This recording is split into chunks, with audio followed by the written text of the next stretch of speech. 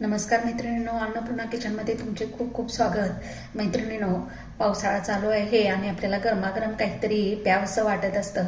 मग आपण काय करतो, बाजारातून तयार सूपच्या पुड्या आणतो आणि त्याचं सूप करून पितो. तर तेच जर सूप बाजारातून न आणता या ठिकाणी घरी तयार केलं तर खूप छान असं सूप तयार होतं.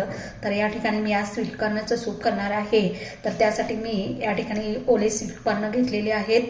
हे उकडून घेतलेले स्वीट कॉर्न आहेत. अजून मी पातेल्यात थोडे ठेवलेले आहेत.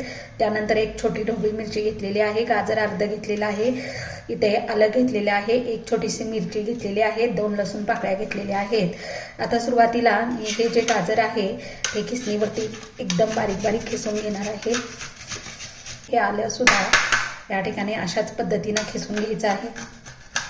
नंतर इथे लसूण सुद्धा खिसून घ्यायचं आहे किंवा याचे बारीक बारीक तुकडे तयार करून घ्यायचे आहेत.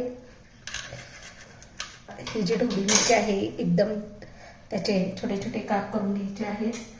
त्यानंतर ही छोटी मिरची जी आहे, हिरवी मिरची, त्याचे थोडेसे मोठे काप करून घ्यायचे आहेत. फक्त आपण थोडीशी तिखट चव येण्यासाठी घालणार आहोत.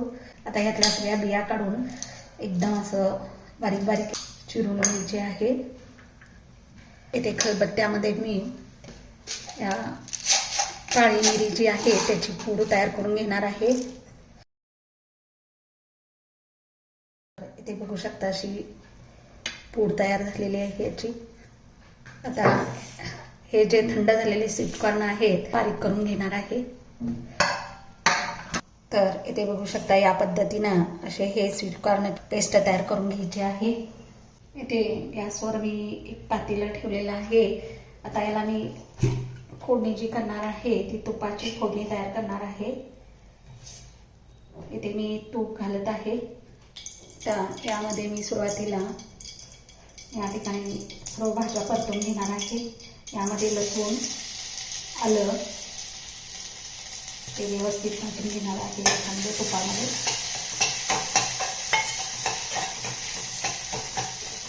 आलं लसूण किसून का घ्यायचं तर ते पिठाना भाताखाली इतकं छान वाटतं. त्यानंतर इथे ही जी मिरची आपण बारीक मिरची चिरून घेतली ती थोडी घालायची आहे. ढवळी मिरची चिरून घेतलेली आहे ती यामध्ये घालायची आहे.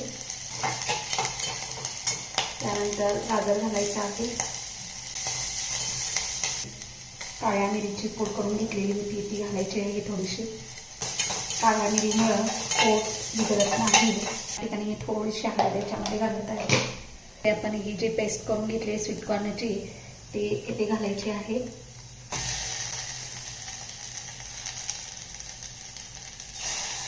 ती या तुपामध्ये परतून घ्यायची आहे. नंतर इथे एका गॅसवर मी पाणी गरम करायला ठेवलेलं होतं. आता हे तुम्ही किती लोकांसाठी करणार त्यानुसार पाणी वाढवायचं आहे. तर इथे मी पाणी घालत आहे याच्यामध्ये.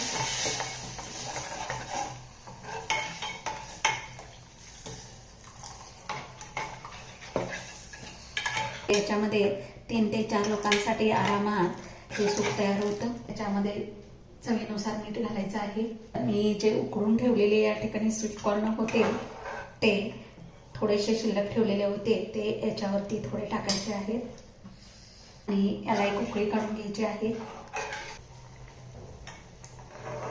तर इथे बघू शकता या ठिकाणी आपल्या या सूपला उकळी आलेली आहे. या ठिकाणी गॅस बंद करायचा आहे. बाहेर पाऊस आणि आत गरमागरम सूप, काय कॉम्बिनेशन आहे. मस्त असं आपलं अगदी दाटसर असं सूप तयार झालेलं आहे. तर इथे मस्त असं गरमागरम स्वीट कॉर्नचं सूप तयार झालेलं आहे. अगदी घरच्या घरी आणि अतिशय पौष्टिक असं. तर असं हे स्वीट कॉर्नचं सूप तुम्हीही करून पहा आणि मुलांना घरच्या सुपाचा किंवा घरच्यांना घरच्या सुपाचा जी स्वाद आहे तो द्या. आणि ही साधी सोपी माझी रेसिपी आवडली असेल तर कमेंटद्वारे मला सांगा आणि माझ्या चॅनलला लाईक आणि सबस्क्राईब करायला विसरू नका.